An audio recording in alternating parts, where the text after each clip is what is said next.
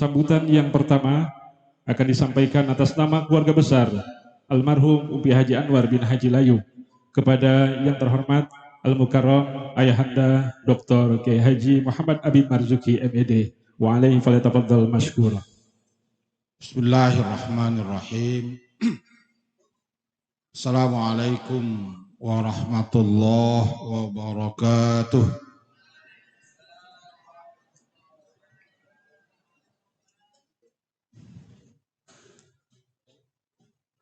Alhamdulillah. Alhamdulillahilladzi khalaqal mauta wal hayat liyabluwakum ayyukum ahsanu amala. Wassalatu wassalamu ala nabiyil mustafa habibina wa syafi'ina wa maulana Muhammadin sallallahu alaihi wasallam ahlus sidqi wal wafa. Asyhadu an la ilaha illallah wahdahu la syarika lah. Syahadatan tathqulu bihal mizan fil mahsyar.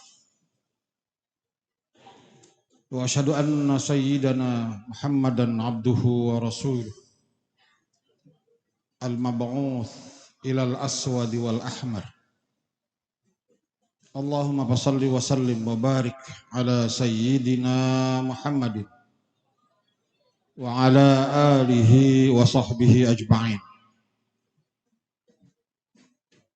Hadratul muhtaramin rahimakumullah, wabil khusus yang sama-sama kita hormati para tamu undangan kami dari keluarga besar hadir, alhamdulillah, Bapak Haji Wikanda Darmawijaya, mantan Bupati Bekasi yang saat ini menjabat sebagai Ketua Pembina Yayasan Nurul Islam Kiai Haji Nur Ali Islamic Center Bekasi. Yang sama-sama kita hormati Bapak Kepala Kantor Kementerian Agama Kabupaten Bekasi, Mukarram Bapak Haji Asnawi MAG, Bapak Kepala Dinas Sosial yang kita hormati, begitu pula Bapak Kabakesra Kabupaten Bekasi, Bapak Beni Yulianto Iskandar,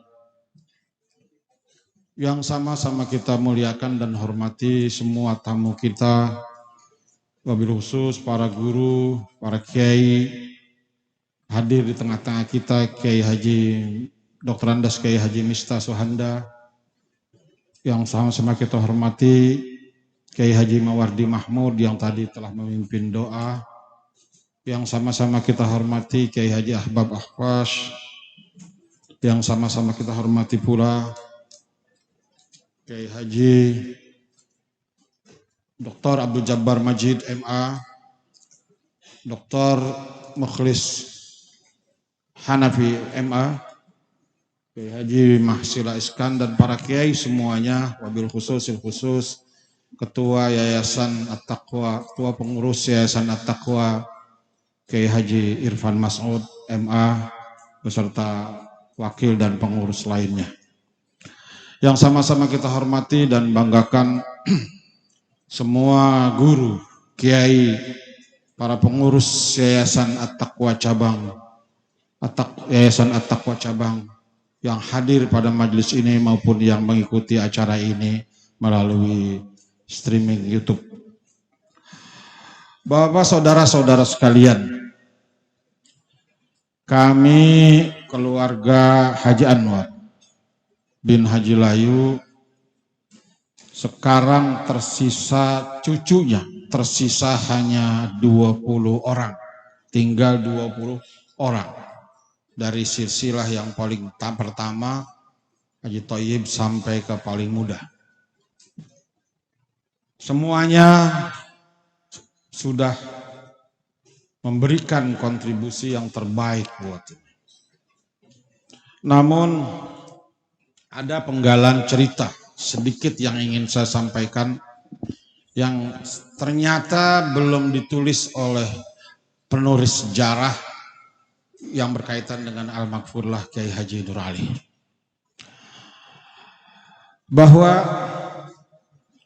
engkong Haji Anwar bin Haji Layu ketika mengirim putranya ke Mekah, sebelum pulang dia punya agenda dua, agenda besar. Yang pertama tentunya kewajiban beliau adalah membayar hutang. Hutang yang tanpa jaminan. Hutang karena keberangkatan Al-Maghfurlah ke Mekah itu melalui meminjam duit seorang tuan tanah namanya Cio Watsyong. Atau orang Babelan atau orang Kebalen menyebutnya Waksong. Komitmen beliau sebelum Kiai Nur Ali pulang dari Mekah, hutang ini harus lunas. Maka ayahanda atau engkong Haji Anwar itu bersama anak dan menantunya semua bekerja keras. Pada selama 6 tahun Al-Maghfurlah Kiai Nur Ali Mekah, bagaimana hutangnya ini lunas terbayar. Ini bentuk investasi dalam dunia pendidikan atau membangun SDM yang kita rasakan hasilnya sekarang. Barangkali ini juga yang perlu kita tiru. Jangan takut untuk berinvestasi dalam dunia pendidikan, khususnya nyekolahin anak. Ini sudah dicontohkan oleh engkong kami, engkong Haji Anwar. Jadi investasi pendidikan itu tidak akan rugi. Jadi ini kita belajar dari sini. Yang kedua, komitmen beliau atau tekad beliau sebelum anaknya pulang dari Mekah, masjid sudah jadi. Ini namanya dulu Masjid Kampung Elor. Masjid Kampung Elor, masjid yang pertama-tama dibangun di Ujung Harapan, di Ujung Malang. Bayangkan, saya mendapat cerita ini sampai ya mungkin ya meneteskan air mata. Betapa tekad beliau untuk menjadikan putranya bermanfaat di masyarakat. Lembaganya pun sudah disiapkan, masjid. Dulu beliau nyari pasirnya itu di Kali Bekasi. Dia gali sendiri, dia panggul sendiri ke atas, dia pikul sendiri sampai di sini.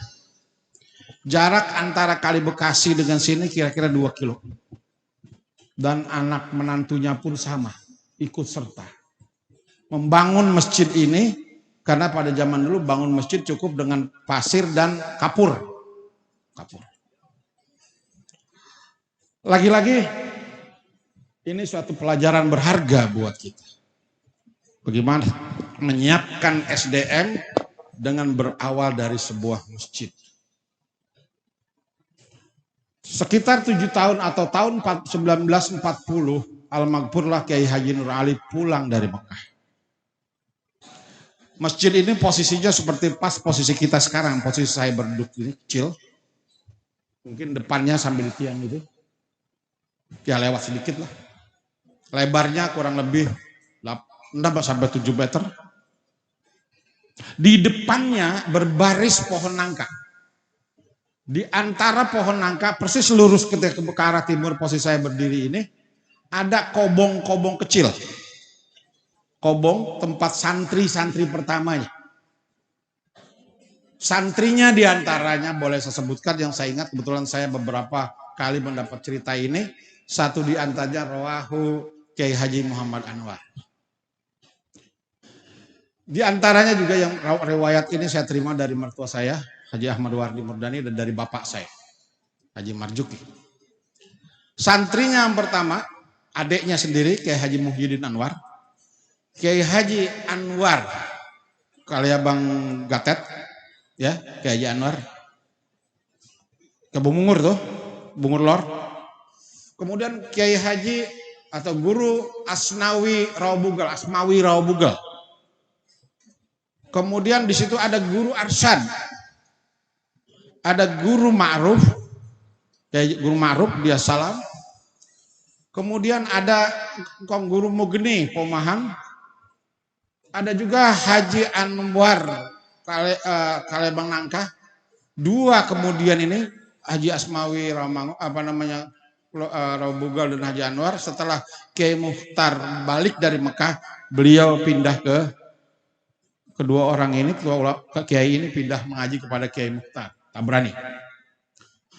Kemudian lagi ada beberapa Kiai Yakub Gani dan Bapak Kiai yang lain.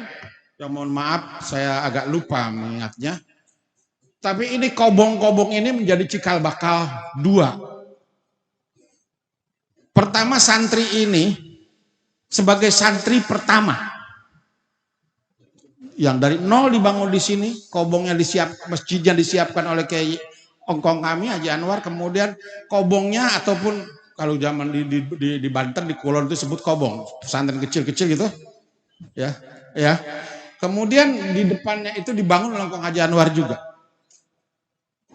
Betapa beliau betul-betul punya keinginan kuat untuk menjadikan ini.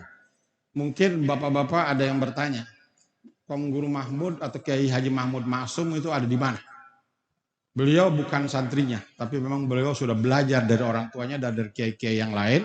Beliau adalah partnernya. Partner pada saat perang maupun pada saat damai. Pada zaman perang beliau selalu mendampingi Kiai Haji Nur Ali.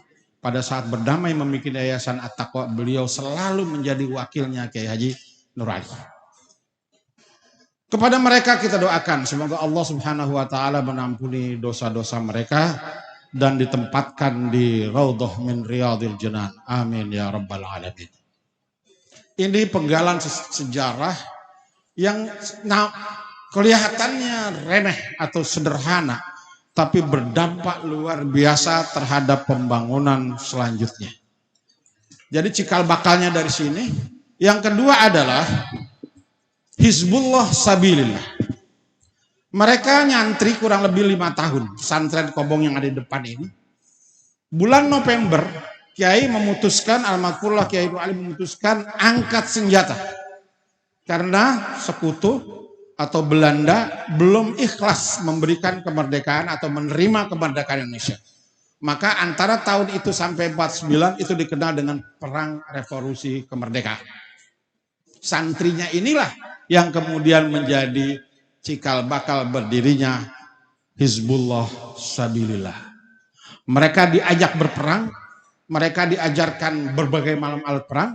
Al-Maghfurlah menurut Mansur Surya Negara adalah kiai yang mampu memanfaatkan tarekat Abu Hasan As-Sadzili dalam peperangannya. Ceritanya ketika Belanda atau sekutu masuk ke Jawa Timur, Surabaya, Kiai Nur Ali mengutus utusannya ke Surabaya menemui Hadratus Syekh Hasyim Asy'ari. Minta persenjataan. Kemudian yang diutus adalah Kiai Haji Masturoh Bekasi. Kemudian pulang dari Surabaya, oleh-olehnya satu, bilangin sama Nur Ali, anak-anaknya, santri-santrinya suruh ajarkan hizib saja. Maka di sini kata Mansur Surya Negara bahwa santri-santrinya Kiai Nur Ali dalam berperang diajarkan hizib. Makanya di masyarakat dia santri-santri At-Taqwa hampir hafal semua hizib-hizib, wabil khusus hizib sogirnya pada. Ini riwayat yang barangkali perlu kita pelajari. Bagaimana menguatkan energi agama, energi spiritual untuk melakukan perlawanan terhadap ketidakadilan atau kezaliman atau peperangan. Bapak saudara-saudara sekalian, dari sini saya bilang tadi bergeraklah sinar. Pada saat itu Bekasi khususnya di wilayah utara, wilayah yang dikuasai oleh tuan tanah, mandor, jawara, dan preman. Karena ini tuan tanah pasti memelihara tukang pukul, memelihara preman. Tapi semua itu melalui gerakan dari At-Taqwa sini, dari pesantren yang sangat sederhana awalnya tadi itu, kemudian mereka berubah menjadi santri-santri yang taat setia. Maka tidak heran kalau kemudian orang menyebutnya Ujung Harapan atau Bekasi menjadi kota santri atau kota patriot dan lain sebagainya. Ini riwayatnya. Bapak saudara-saudara sekalian, jadi kita memperingati haul ini. Selain kita beristighfar, mendoakan, bersedekah dan lain sebagainya untuk almarhumin wal marhumat, karena kami meyakini al-alaqah bainal ahya'i wal amwat lan tanqati. Hubungan antara orang hidup dengan orang mati tidak akan pernah putus. Jangan pernah beranggapan kita yang masih hidup ini putus hubungan kita dengan orang tua kita. Hubungan masih terus ada. Makanya tadi doa yang disampaikan oleh Kiai Mawardi tadi, bukan saja orang tua kami, engkong kami, pak saudara kami, bahkan orang tua semua yang hadir di majelis ini, yang sudah almarhumin dan marhumat juga didoakan. Mudah-mudahan doa itu diijabah oleh Allah Subhanahu wa ta'ala. Bapak saudara-saudara sekalian, silaturahim kami dengan orang tua kami, keluarga kami yang sudah mendahului kami, tentunya digerakkan oleh soliditas keluarga kami. Keluarga kami yang sekarang mungkin sudah masuk generasi ketiga dan akan memasuki generasi keempat. Insya Allah tetap solid dalam mengadakan acara-acara seperti ini, bahkan dalam acara-acara lain. Sehingga tidak perlu kita khawatirkan keputusan yang sudah dibuat pada tahun 1970 oleh keluarga kami, bahwa haul keluarga Haji Anwar semuanya dijadikan satu. Sebelumnya ada haul masing-masing. Maka jangan heran kalau kami hanya menggunakan haul setahun sekali. Tidak ada haul Haji Marjuki, bapak saya, tidak ada haul Kiai Tajudin, tidak ada haul Kiai Amin. Semuanya kita jadikan satu sesuai dengan kesepakatan atau wasiat dari orang tua kami yang telah mendahului kami, bahwa keluarga besar kami haulnya dijadikan satu. Bapak saudara-saudara sekalian, tentunya kami dalam menjamu bapak saudara-saudara sekalian, apalagi di cuaca yang kurang mendukung, kurang ideal, banyak kekurangan, banyak kekhilafan. Mohon maaf apabila ada kekurangan dan kekhilafan. Namun kami yakin keikhlasan bapak-bapak, keikhlasan kita semua datang ke majelis ini semata-mata karena Allah, dan komitmen kita untuk meneruskan perjuangan almarhum Kiai Haji Nur Ali insya Allah diijabah oleh Allah Subhanahu wa ta'ala. Jazakumullah ahsanal jaza. Mudah-mudahan Allah akan selalu membimbing kita, meridhoi setiap langkah kita, memudahkan hidup kita, dan kita berdoa semoga kita selalu dianugerahkan nikmat iman dan nikmat sehat oleh Allah Subhanahu wa ta'ala. Sekali lagi, jika ada kekurangan dan kekhilafan kami atas nama keluarga, mohon dibukakan pintu maaf yang sebesar-besarnya. Usikum wa nafsi bitaqwallah. Assalamualaikum warahmatullahi wabarakatuh.